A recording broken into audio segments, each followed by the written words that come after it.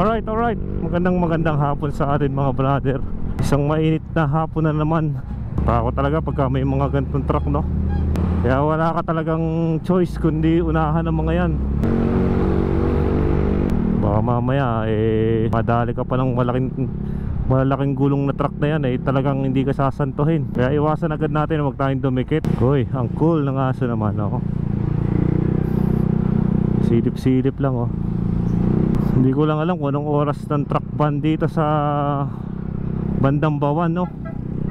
Kasi sa Batangas City, pag kumagantong oras talagang bawal pa, gabi pa ang truck ban. Kaya dahil napakadelikado nga ng malalaking truck na to, lalo na kung may mga estudyante na madadaanan.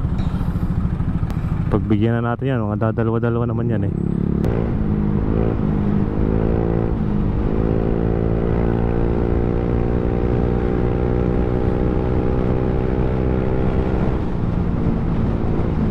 Suwabe ang takbuhan.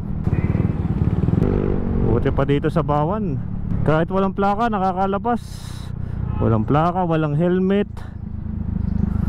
nakatsinelas. Samantalang sa Batangas City huhulihin ka, mahalin man sa binanggit ko. Pero mas maganda na yung nag-iingat tayo mga brother, no? Dapat bilang motovlogger ay iniimpluwensyahan natin ang ating mga manonood na magsuot palagi ng helmet at saka ng mga safety gear para masigurado ang bawat biyahe natin ay ligtas. Lalo na yung mga nasa paligid natin, hindi natin alam, mamaya ang ingat natin, tapos yung nasa paligid naman para basta na di tayong masasalanta. Kaya para madoble ang proteksyon suot tayo ng mga personal protective equipment. Parang sa construction din yan, nagsusuot din sila ng mga PPE para maproteksyonan sa anumang hazard na dumating sa kanila. Gilid naman, gilid. Gumilid tayo ng ayos pagka tatabi tayo, hindi yung nagkokos tayo ng traffic, no? Ganda ng van na to, gustig ang forma nya. Pero nakita na naman natin si brother. Pari talaga palaging nagbibigay ng entertainment dito sa mga biyahe. Yun na, bunganat na si brother. Yan, ganyan ang mga tamang mga na sasakyan. Nag-signal light muna malayo bago ko lumiko. Yan, saludo tayo sa mga ganun driver, no? Yung mga talagang sumusunod sa mga batas trapiko. Kaya naman para sa kaligtasan din ng bawat isa sa atin, no? Ayan, salute sa'yo sir, kung sino ka man. Nakapanood ka dito, natutuwa tayo sa mga ganon. Huwag na nating ipipilit.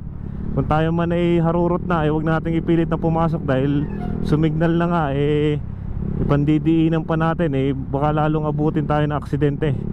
Pero huwag kang tumutok. Mahirap tumutok, baka maputokan. Bloopers! Hindi tayo, tatabi muna tayo din Tumigil kaya si brother. Tumigil ba rin si ka-bloopers Tayo nanonood din ng vlog na rin Wala si ka-bloopers pala rin, nakakasalubong din. Shoutout kay ka-bloopers.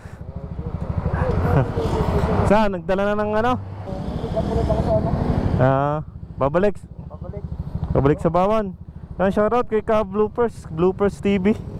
Dadalawin mo na Oo. Ikat ako sa Pixler. Sa? Pixler, sa Bawan? Sama ka sa rides minsan. Yan. Nagpangita na sa daan. Sir, ingat. Pwede ka pa picture? Picture muna tayo para colored. Minsan lang magpanagpuin, Sabi namumukhaan ko yung motor Alay, ka-blooper TV.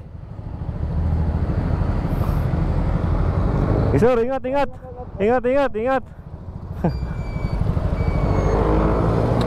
Ano na mga brother, i-follow din natin si Bloopers TV nga pala. Isang foodpanda rider yan.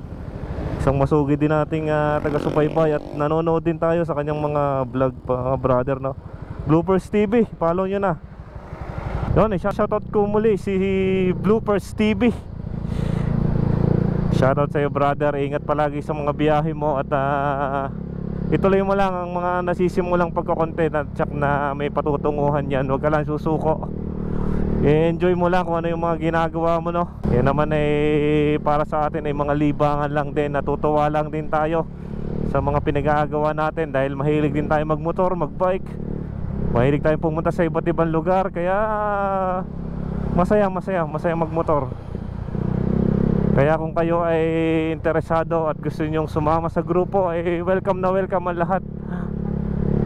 Hindi nyo na kailangan mag-PM, basta sumama kayo sa mga meet up, sa mga in-schedule nating rides. Welcome na welcome ang Team Caripas na sa mga bagong miyembro. At huwag kayong mahihiya. At yan na may sauna lang, no, mga brother. Kayo ay mag-iingat palagi mga brother. Keep safe sa inyo palagi, no. God bless.